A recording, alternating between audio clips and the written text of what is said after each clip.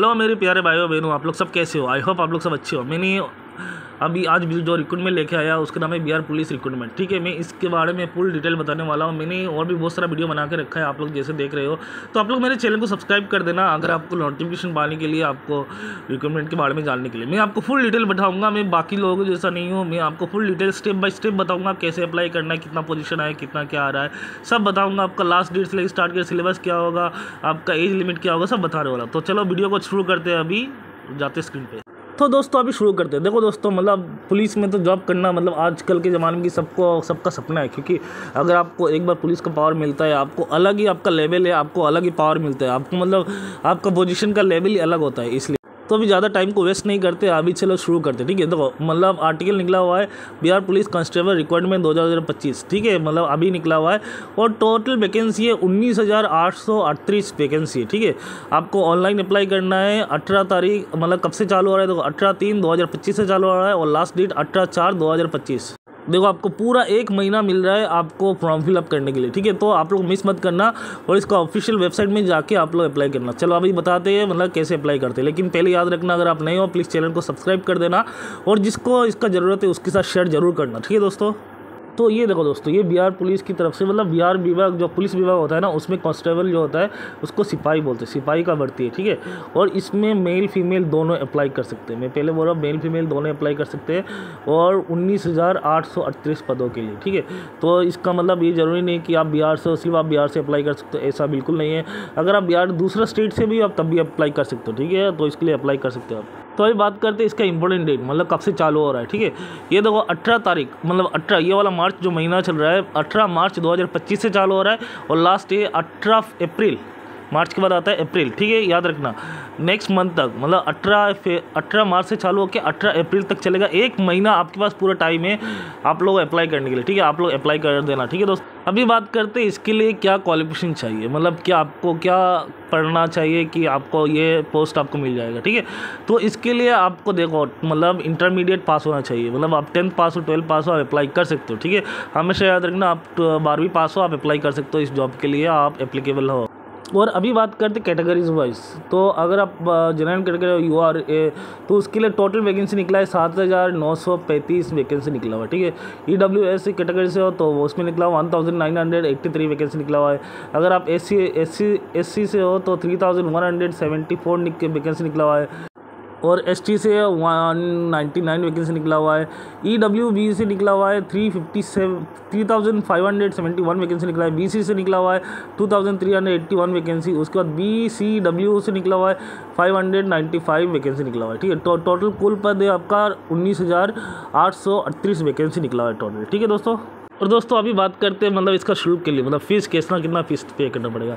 SC ST और राज्य के किसी भी निवासी महिला के लिए सिर्फ 180 रुपये पे करना पड़ेगा और बाकी जैसे आपका जनरल OBC EWS तो उनके लिए 675 पे करना पड़ेगा, मतलब 675 रुपये पे करना पड़ेगा। ठीक है तो दोस्तों इधर में एक चीज़ है, आपको किसी भी जो भी कैटेगरी पे आपको इधर में फ्री नहीं दिया जा रहा है। ठीक है, अगर आप 180 रुपये पे करना पड़ रहा है या आपको 675 पे करना पड़ रहा है, मतलब आपको वो लोग फ्री में नहीं ले रहे हैं क्योंकि आपको पे करना पड़ रहा है और ये अच्छा खासा अमाउंट होता है, तो मतलब गवर्नमेंट की तरफ से एक राशि होता है। ठीक है, और अभी बात करते हैं इसका सैलरी, मतलब इसका मतलब जो आपका वेतन नहीं कितना होगा। ठीक है, तो इसका सैलरी आपका होगा 21,700 से स्टार्ट करके 69,100। ये आपका जो बेसिक पे होता है ये होता है। तो PF TF उसके बाद जाके आपका अलग सब वो सब मिला के भी बहुत ज़्यादा होता है।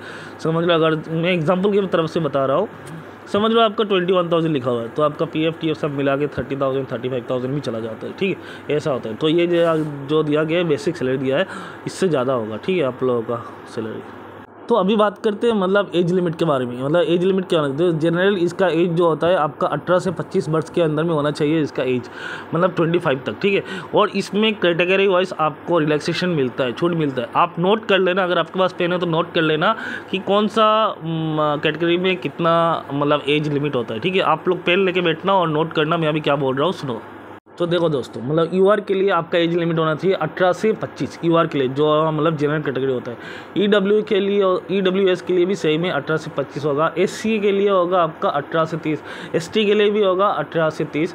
उसके बाद जाके EWC ठीक है। अत्यंत पिछड़ा वर्ग मतलब एकदम पिछड़ा वर्ग, उसके लिए होगा 18 से 27 मेल के लिए, और फीमेल के लिए 18 से 28, ये याद रखना।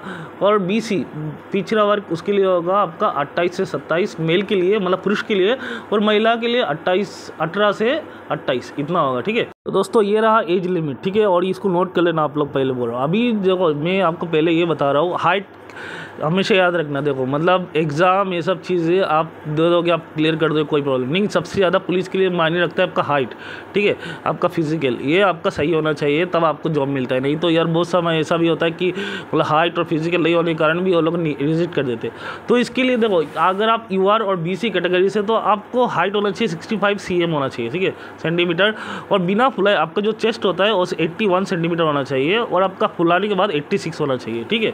उसके बाद जैसे कि आपका EBC रहा, तो EBC वालों के लिए आपका मतलब होना चाहिए जो अत्यंत पिछड़ा वर्ग के, ठीक है, उसमें 160 सेंटीमीटर हाइट होना चाहिए, 160 सेंटीमीटर हाइट होना चाहिए, 81 सेंटीमीटर बिना फुलाए, और फुलाने के बाद 86 इतना होना चाहिए, ठीक है दोस्तों, ये रहा। उसके बाद SC ST के लिए, उसके लिए आपका है 160 सेंटीमीटर होना चाहिए, और 79 बिना फुला के, और फुलाने के बाद 84। और जितना भी मतलब एज मैंने जितना भी बताया सब पुरुषों के लिए बताया, और जितना भी महिला के लिए, सब महिला के लिए कोई भी लागू नहीं है, कुछ भी नहीं है। बस उनका हाइट 155 सेंटीमीटर होना चाहिए, और बाकी दूसरा कुछ भी क्राइटेरिया नहीं किसी भी महिला के लिए, किसी भी कैटेगरी की महिला के लिए, ठीक है। तो दोस्तों अभी बात करते हैं सिलेक्शन प्रोसीजर, मतलब कैसे आपका सिलेक्ट होगा, कैसे मतलब आप इसके लिए मतलब चयन कर सकते हैं, ठीक है। तो इसके लिए पहला आपका लिखित परीक्षा होगा, मतलब रिटन टेस्ट होगा आपका, याद रखना, पहला रिटन टेस्ट होगा, उसके बाद जाके आपका मेडिकल टेस्ट होगा, उसके बाद जाके आपका डॉक्यूमेंटेशन होगा, ठीक है। ये 3 प्रोसेस होने के बाद जाकर आपको जॉब मिल जाएगा। लेकिन ये करने से पहले आपको पहले ये जानना चाहिए लिखित परीक्षा में आपको क्या होगा, इसमें 100 अंकों का आपका परीक्षा होगा, ठीक है दोस्तों। और ये जो परीक्षा होगा ये आपका 10वीं कक्षा का रहेगा, ठीक है ये दोस्तों। और आपका 10वीं कक्षा में क्या क्या आता है, हिंदी, अंग्रेजी, गणित, सामाजिक विज्ञान, इतिहास, मुगल शास्त्र, अर्थशास्त्र, सामान्य विज्ञान, बाद में मतलब प्राणिक विज्ञान, मतलब जितना भी आपका जो 10वीं क्लास का जो आपका एग्ज़ाम का जो मार्क्स होता है ना, जो पढ़ाई होता है, उसी में आपका जो टेस्ट आएगा। उसके बाद आपका शारीरिक दक्षता परीक्षा होगा, जो उसको पेट बोलते हैं, ठीक है। ये आपका वह लिखित परीक्षा सफल होने के बाद ही होता है।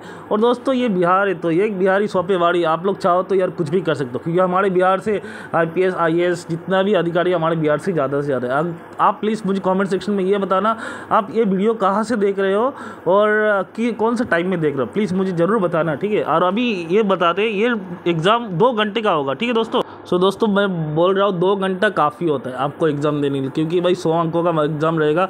आप इजी में चुटकी में आप लोग क्लियर कर सकते हो, ठीक है। तो इतना ईजी, इतना टफ नहीं है, आराम से प्रिपेयर हो जाएगा। और देखो दोस्तों, शारीरिक जो दक्षता परीक्षा जो होता है, पेड होता है, ठीक है। तो इसमें आपका क्या क्या होता है, मतलब इसमें आपको पहले दौड़ होगा, रनिंग का आपका एक ये रहेगा, कंपटीशन टाइप कैसा रहेगा। दूसरा रहेगा गोला फेंक, मतलब आपको एक वस्तु को उठा के फेंकना पड़ेगा। और तीसरा रहेगा आपको लॉन्ग जंप, मतलब आपको बहुत ऊंचा जंप करके दिखाना है, ठीक है। अगर इसमें आप क्वालिफाई हो जाते हो तो इसकी बेसिस में क्या होगा, आपका मेरिट लिस्ट निकाला जाएगा, जिसमें आपका लास्ट मेरिट लिस्ट क्या आएगा, डॉक्यूमेंटेशन आपको जाके सबमिट करना पड़ेगा, जिसमें आपको जॉब मिल जाएगा। अभी देखते हैं। दोस्तों अभी देखते हैं मतलब इसके लिए आपको क्या क्या डॉक्यूमेंट आपको लेके जाना चाहिए और आपको आपके पास रखना चाहिए, ठीक है। और ये हमेशा याद रखना, कब ये आपको जितना भी मैं बोलूँगा ओरिजिनल भी आपके साथ रखना है, और हमेशा कभी भी किसी भी जॉब के लिए जा रहे हो 2 या 3 कॉपी इसका जेरोक्स करके रख देना हमेशा हाथ में, ठीक है। और अगर पासपोर्ट की फ़ोटो है तो मतलब 10 बालक निकाल के ऐसे रख देना, ठीक है दोस्तों। अभी बता दें क्या क्या चाहिए। 10वीं 12वीं का मार्कशीट चाहिए आपको हाथ में रखना, ठीक है। जेरोक्स और ओरिजिनल दोनों रखना।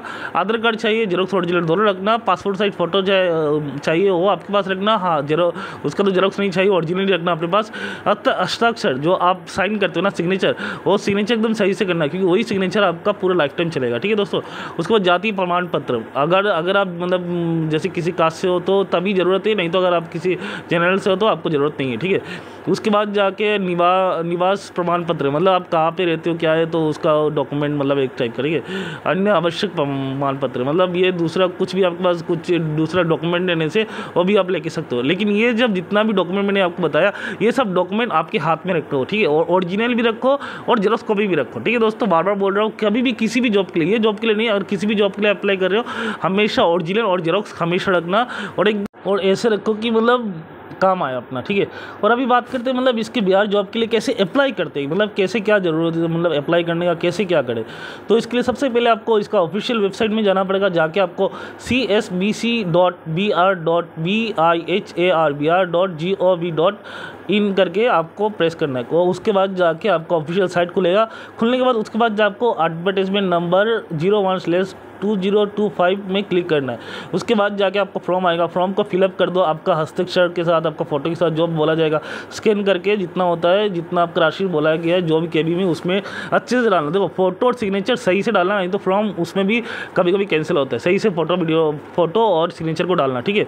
और फोटो हमेशा बैकग्राउंड जो रखोगे वो मतलब बैकग्राउंड वाइट रखना। और वो आपका वीडियो में जो सिग्नेचर में रहेगा, आपका सिग्नेचर का रहेगा वो ink pen, black colour ink pen से सिग्नेचर करना, और उसका बैकग्राउंड भी वाइट रखना, हमेशा याद रखना, ठीक है। और उसके बाद जाके ऑनलाइन फॉर्म को पूरा फिल कर देना। फिल करने के बाद जाके उसके बाद जब सबमिट होगा, सबमिट कॉपी का एक प्रिंट आउट निकाल के आपके पास रख देना, क्योंकि जब आपका सिलेक्शन होगा, सिलेक्शन होने के बाद जाके इसका प्रिंट आउट निकाल के आपको जाना मतलब देना पड़ेगा। उनके लिए भी ईजी होगा, आपके लिए भी ईजी होगा, मतलब जानने के लिए, मतलब हाँ आपने क्वालिफाई किया है, ठीक है। इसलिए प्रिंट आउट निकल के हमेशा अपने पास सेफली रखना दोस्तों, हमेशा याद रखना, ठीक है। और दोस्तों ये मैं बता रहा हूँ आपको कि परीक्षा के लिए कैसे तैयारी करें। ये देखो हमेशा याद रखना, अपना फिटनेस को इतना मजबूत रखना, और अपने अभी से अगर आप प्रिपरेशन करो ना, अभी से अपने आप को मजबूत बना लो, अपने से अपने आप को स्ट्रॉन्ग बना लो, ठीक है। फिटनेस हमेशा सही रखना है। और एग्ज़ाम के लिए अगर आप प्रिपरेशन कर रहे हो, एग्ज़ाम हमेशा याद रखना पिछले साल का 3 या 4 साल का पुराना पेपर को अपने से क्लियर करने का कोशिश करना, तब जाके आपको मतलब एक आइडिया बन जाता है और आपको मिल जाएगा ऑटोमेटिकली। मैं अपने एक्सपीरियंस से बता रहा हूँ। और पिछले प्रश्नों का ये जो मैंने ऑलरेडी बताया था, मतलब इसके अनुसार अपना एक रणनीति बनाना कि मतलब आज ये पढ़ाई करना है, आज ये पढ़ाई करना है, मतलब अपने हिसाब से एक शेड्यूल बना के, अपने हिसाब से एक रूटीन बना के पढ़ाई करना, ठीक है। और उसके बाद जाके जनरल साइंस, सोशल साइंस, बाद में गणित, वो सब जितना भी आपका 10th का 12th का आपका जितना भी मतलब आपको मालूम है, आप वो सब पढ़ाई करना। तो मैं बोलूँगा नहीं, इधर मैंने सिर्फ लिखा है, लेकिन आप ये याद रखना आपको जितना मतलब हो सके आप लास्ट 3 ईयर या 4 ईयर का मतलब जितना भी क्वेश्चन होता है ना, मतलब क्लियर करने का कोशिश करो, अपने से तैयारी करो, देखना आपका चुटकी में क्लियर हो जाएगा। ये मैं अपने से वादा दे रहा हूँ। अगर आपको जॉब मिले प्लीज़ मुझे कमेंट सेक्शन में आके ज़रूर बताना कि सर मुझे जॉब मिल गया रियली। और मुझे प्लीज़ अगर आप लोगों को मेरा वीडियो अच्छा लगे, लाइक करना, शेयर करना, कमेंट करना, प्लीज़ उसके साथ शेयर करना जिसको इस जॉब का ज़रूरत है। अगर आपने इतना तक अभी तक वीडियो देखा है ना, मुझे लगता है कि आपको जॉब का ज़रूरत है और आपने पूरा जानकारी मिला होगा आपको। अगर आपको मिला है तो मुझे कमेंट सेक्शन में यस लिखना, और अगर नहीं मिला है तो कोई प्रॉब्लम नहीं, लेकिन आप मुझे कमेंट करके बिल्कुल जाना, मेरे चैनल को सब्सक्राइब। सो आई होप आप लोगों को मेरा पूरा एक्सप्लेनेशन समझ में आया, और मेरे चैनल को सब्सक्राइब करना, don't forget to subscribe, share, comment, like. Tata bye bye दोस्तों, मिलते हैं अगले नेक्स्ट